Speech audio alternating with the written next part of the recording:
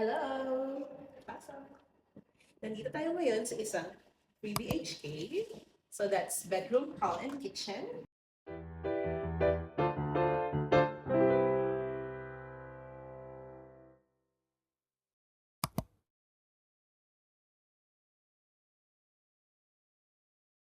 Nandito na yung washing machine. This is front load na pagkahango mo ng damit, isasakay mo na lang. And then we have here the electric cooker. Ref! Siyempre, tayo mga OFW, we need to have lots of supplies. Mga chicken and beef and everything. Yan. Oh. Eh, syempre, itlog. Dapat may itlog. Okay? And then, you have plenty of hanging cabinets or cupboards. Yan. So, kung halimbawa, may mga ka-share ka sa flat, like, let's say, mga friends mo or kapatid or other families. So, pwede kayong mag-assign kami. Oh, ito sa akin to. Oh, ito sa akin to. Ito sa akin to. Ganon. So, dito naman tayo sa hall or living room.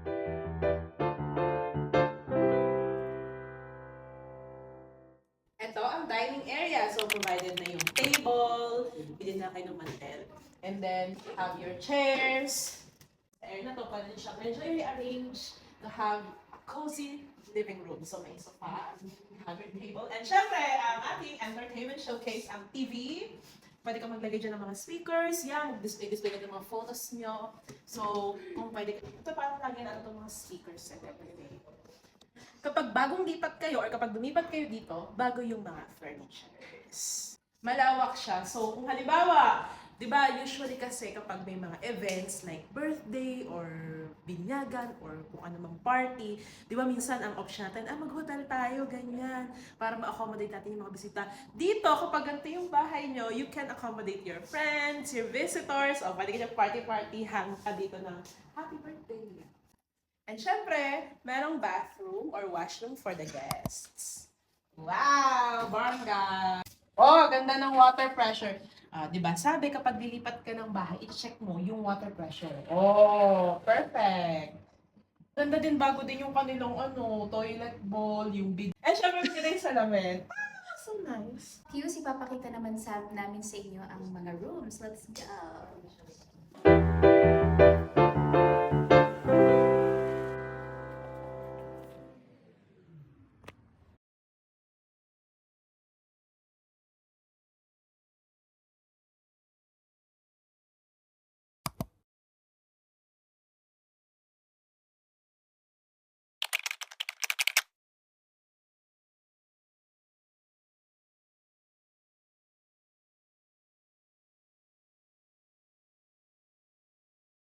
Na kailangan gumastos ng kami kasi magandang quality rin yung mga furniture na pinaprovide nila. Okay, tingnan natin. Diba? So, dito yung isang buong pamilya is caring-caring na. Oh. And since ito yung master's bedroom, ang maganda dito is talagang makikita mo kagad yung labas. Pwede ka lang sa umaga, makikita mo dito ano yung mga shops na pwede nyo pang-order kapag tinatamad kayong magluto mag-asawa, okay? At para naman sa mga misis, di ba? In the morning, magpe-prepare tayo for work. Nandito na ang vanity mirror. Diba? May malaki din silang drawers for your makeup kits, so ano mang gamit ninyo mag-asawa. And syempre, merong magandang washroom, okay, toilet, yan. At may bathtub social, parang talaga naman sa hotel. Sulit na sulit talaga yung ibabayad mo dito. And di ba mga Qs, for example, marami kayo sa flat na to. Maganda kasi kapag mga couple kayo dyan. So kumbaga, meron na kayong sariling washroom or bathroom. This is for your own privacy. Hindi na kayo mahirapang lalabas pa kayo, ganyan. Nandito na mismo. Diba? And let's go to the other bedroom. Ito naman. Yan. Dito naman one bed lang. Pero, double bed na po ito. So, pwede ito sa mga magkapatid. Diba? Yan. Perfect. At ito, meron ding sariling cabinet and vanity mirror. Look at this. Yan. Very spacious yung lugar. And, dito rin, kunyari sa umaga, hello, Qatar! Diba? Ganon! Sobrang ganda. Eto, pakita ko rin sa inyo. Yan. Ito naman ay talagang pang... Kung ikaw lang ang tao sa room na to, wala rin problema. Kung dalawa kayo, wala rin problema. Kasi, meron din siya very spacious na cabinet. Diba? Ganda. Palipat na kaya dito. And of course, ito yung pinaka-last room sa 3 BHK. O, tingnan nyo naman.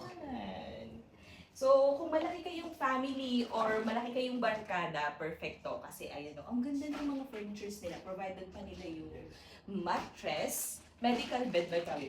Pag may mga gamit kayong kailangan ilagay, dito lang. Okay. Uy, gumagana. Perfect.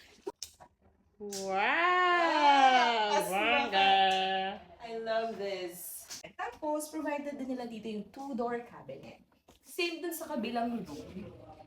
Kasi actually guys, ang pinakamaganda kapag fully furnished, alam niyo naman dito sa Qatar, palipat-lipat, pinaka-hate ko talaga yung maglilipat. Sobrang hirap. So, pag ganito yung pinili ninyo, o diba, dalhin niyo na yung mga gamit niyo, hindi kayo magdadala ng mga cabinet. Dilipat na lang kayo. Just in case, kailangan nyo talagang umalis at nalipat kayo ng location for the work, di ba? So, yun yung kagandahan kapag fully furnished. Tapos, syempre, tayo mahilig sa mga mirror. Every time may makita tayong mirror, ganyan. Tapos yan. Ang ganda ng quality ng ano nila, furnitures. Hindi kayo dito tinitipid, guys, sa MBA Real Estate. Yan. Tapos, since yung kabilang room, master bedroom, may sariling bathroom. And then, meron din bathroom sila dyan para sa mga guests. Ito, ang kagandahan. May isa pang bathroom, guys. Look at this. Diba? Tapos, pwede rin kayong mag-bathtub. Ano ba yan? Ang bongga dito, guys! Char! So, ayun. Ang ganda ng bathroom nila. Bongacious. Parang, ano na to? Muntaza lang to. Sobrang lapit. So, ayan. Oh, hi mga Qs. Isang tip sa mga uupa bilang lalaki. Siyempre, secure natin yung kanilang safety. First, check nyo yung mga safety gamit nila. Like, fire extinguisher. Tapos, naka-fire alarm. I think this one. Ayan. Oh. So, in case may usok, may apoy, automatic. So, siyempre, ito ang ating centralized aircon nila. Pag chinek nyo, wala kayo makikitang AC. Centralized siya, no? Dito yung switch. So, yung kanilang main switch. O, yan. May mga nakasulat na dyan. Ano yung mga mga simple tips. Okay, bye-bye! At dahil nga maka-Q, separate ang magiging bill niyo for drama, dito pa lang makikita na ninyo magkano kaya ang possible na mababayaran niyo for the month. Diba? You have here the water meter cabinet. So siya, look. Diba? Mamamonitor niya. Quality maka-Qs, look at this. Ito yung magiging hall niyo.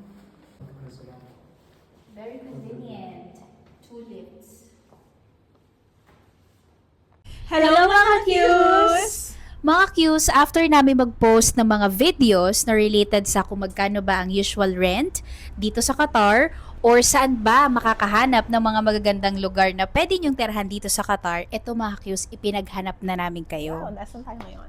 So, nandito kami ngayon sa Muntaza.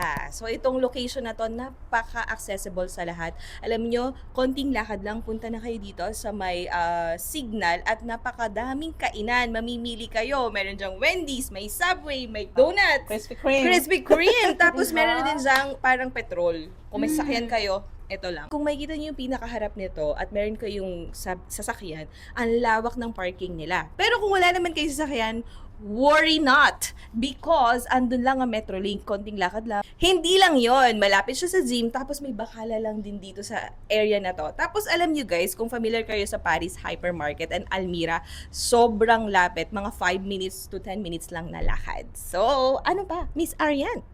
And syempre, important din kapag ikaw ay titingin ng isang bahay, yung homey na vibe, yung parang safe, tahimik, yung parang pagpasok mo pa lang parang, gusto ko na dito, parang na-imagine mo na agad yung setup, dito na tayo lumipat.